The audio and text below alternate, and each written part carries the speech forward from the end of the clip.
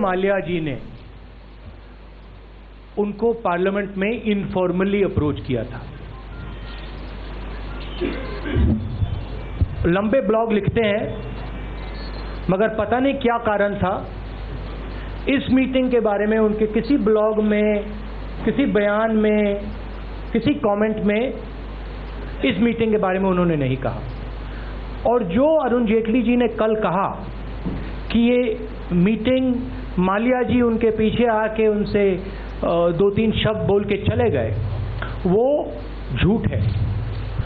और आज हम आपके लिए सबूत लाए हैं।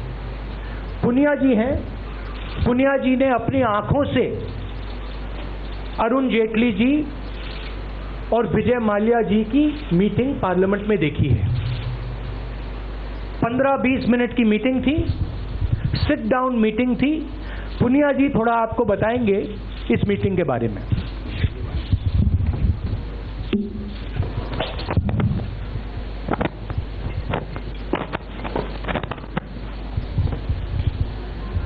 दो 2016 बजट सत्र की बात है। 1 मार्च 2016 को 29 फरवरी को बजट पेश हुआ। 1 तारीख को मैं पार्लियामेंट हाउस के सेंट्रल हॉल में बैठा था और तभी मैंने देखा अरुण जेटली जी और विजय माल्या वो आपस में बात कर रहे हैं, खड़े होकर कोने में बात कर रहे हैं और बहुत अंतरंग, दोनों एक दूसरे को जैसे कि अंतरंग बातें होती उस तरह से बात कर रहे थे। फिर 5-7 मिनट के बाद फिर वहाँ पर सेंट्रल हॉल में बेंच में बैठ के भी बात करना उन्होंने शुरू किया और बात अपना करते रहे। और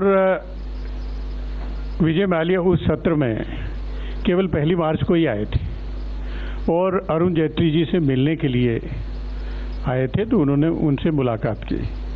और उसके बाद जब 3 तारीख को मीडिया में ये छपा कि 2 तारीख को वो चले गए लंदन, 3 तारीख को मीडिया में छपा, तो अचानक देखते ही मेरा रिएक्शन था, अरे 2 दिन पहले तो ये अरुण जेटली जी से मिल के गए हैं, सेंट्रल हॉल में मिले हैं। और उसके बाद जितने भी मीडिया बाइट होंगी, जितने भी मेरी डिबेट्स में, वो विदाउट एक्सेप्शन मैंने उसका जिक्र किया कि 2 दिन पहले अरुण जेटली से विजय माल्या मिल के गए हैं। पूरी तरह से सबूत है।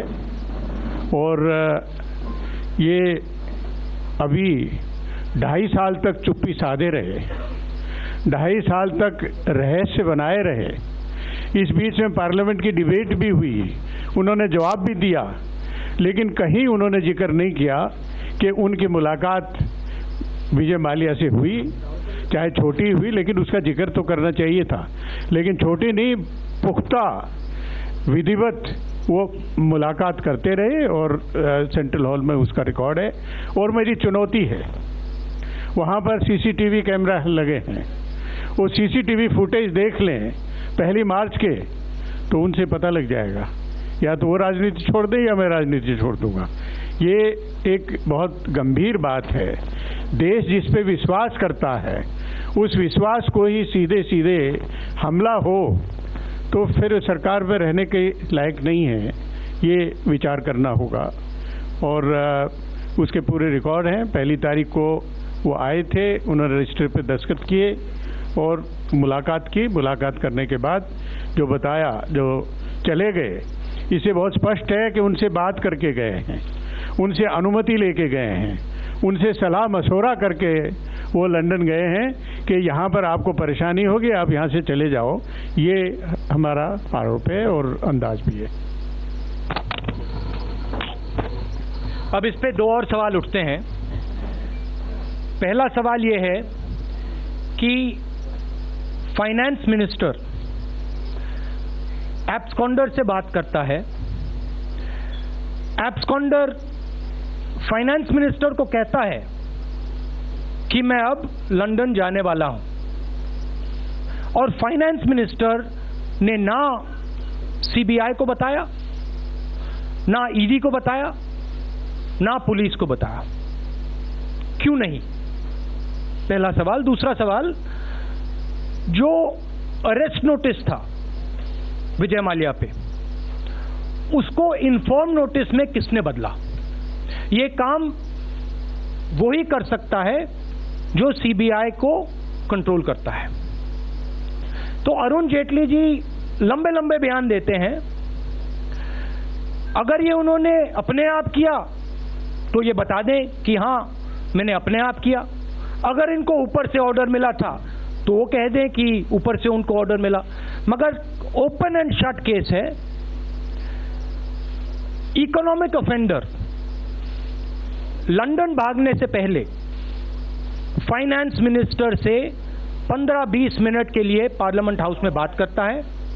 फाइनेंस मिनिस्टर झूठ बोलते हैं, कहते हैं कि नहीं, कॉरिडोर में मुझे पकड़ा और मुझे कहा कि मैं लंदन जा रहा हूं। ठीक है, अगर आपको कॉरिडोर में भी पकड़ा और आपको कहा कि लंदन जा रहा है, तो फिर आपने सीबीआई ईडी को क्यों नहीं बताया कि ये भागने वाला है, इसको जेल में डालो, इसको पकड़ो?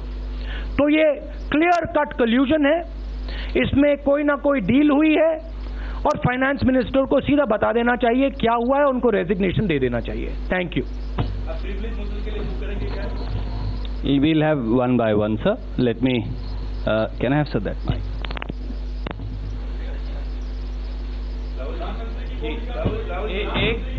अगर